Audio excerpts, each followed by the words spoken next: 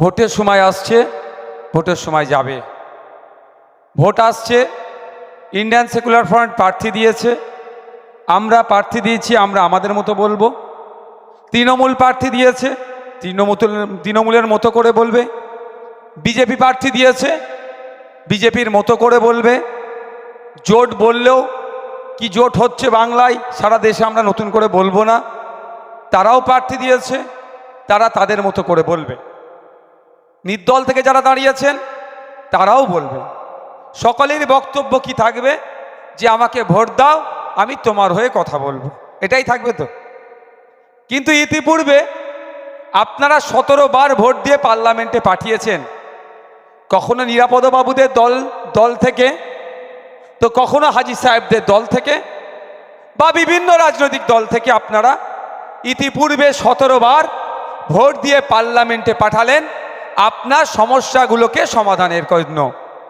আজকে ইছামতির ওপর যে ব্রিজ অর্ধ নির্মাণ হয়ে পড়ে আছে, সেটা এখনো সম্পূর্ণ হলো না। 14 বছর ধরে একইভাবে পড়ে আছে, তার সমস্যার সমাধান হলো না। কিন্তু এই 14 বছরের মধ্যে একাধিক ভোট চলে গেল। ভোট আসে, ভোট যায়, রাজনৈতিক কারবারিরা আসে, আপনাদেরকে মিষ্টি মিষ্টি কথা বলে, আপনার ভোটটা নেয় আর চলে যায়। 4.5 বছর এদেরকে খুঁজে পাওয়া যায় না। তাই বন্ধুগণ, সময় এসেছে, আপনাদের বলবো, আপনারা যদি ভরসা করতে পারেন, আমাদের প্রতি যদি আস্থা রাখেন, তাহলে আমাদেরকে যদি জিতিয়ে পার্লামেন্টে পাঠান, পার্লামেন্টে গিয়ে এই এলাকার মানুষের সমস্যার কথা যেমন তুলে ধরবে, এলাকার মানুষ যাতে এগিয়ে যায় তার কথা বলিষ্ঠ কণ্ঠে পার্লামেন্টের মধ্যে খাম চিহ্ন গিয়ে বলবে। যে সমস্যাগুলো কি, তার মধ্যে অন্যতম একটা সমস্যা, 14 বছর পড়ে আছে ইছামতির ওপরে ব্রিজ, এখনো সম্পূর্ণ হলো না, ইনকমপ্লিট হয়ে আছে। আপনারা পার্লামেন্টে পাঠালে আর 5টা দাবির কথা যেভাবে তুলবে, আমাদের আক্তার রহমান বিশ্বাস পার্লামেন্টে গিয়ে এলাকার মানুষের জন্য ইনকমপ্লিট ব্রিজ যাতে কমপ্লিট করে জনগণের ব্যবহারের জন্য খুলে দেওয়া হয়, চলাচলের ব্যবস্থা করে দেওয়া যায়, তার কথা বলবে। আমরা পার্লামেন্টে কেন পাঠাবো, আমাদেরকে আগে জানতে হবে। সমস্যাটা হচ্ছে কি জানেন?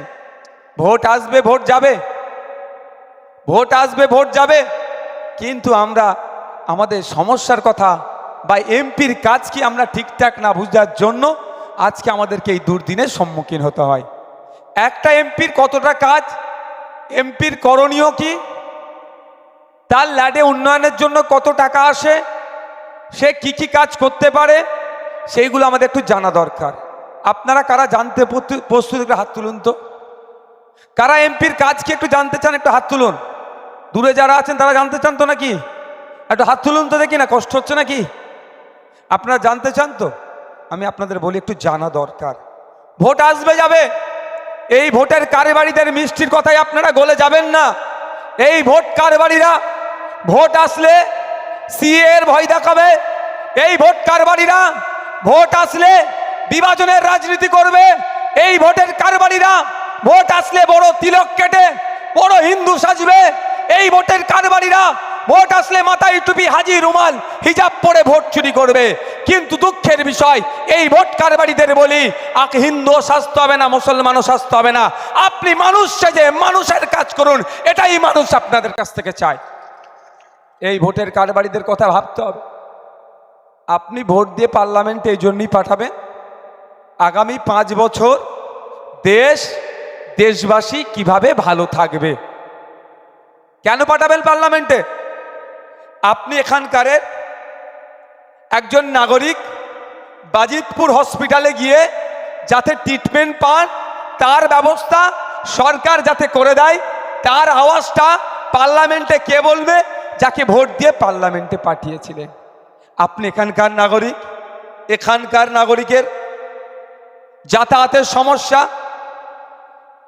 চাষিভুষি আছেন মানুষ, তাদের সমস্যা, স্কুল আছে, শিক্ষক নাই, স্কুল আছে, শিক্ষার পরিকাঠামো নাই, স্বাস্থ্য কেন্দ্র আছে, ডক্টর নাই, নার্স নাই, মেডিসিন নাই, এই যে দুরবস্থা, যে সমস্যাগুলো আছে সেটা সমাধান করার জন্যই তো আপনাদের এই 16 লক্ষ 17 লক্ষ ভোটারের মধ্যে একজনকে আপনারা পাঠাবেন। বন্ধুগণ, আগামী 5 বছর দেশ আর দেশবাসী কিভাবে এগিয়ে যাবে, যে হাউসে আলোচনা হবে, যে আইনসভায় আলোচনা হবে, সেই আইনসভাতে প্রায় ভারতবর্ষের 140 কোটি মানুষ মিলে 543 জনকে পাঠাবে।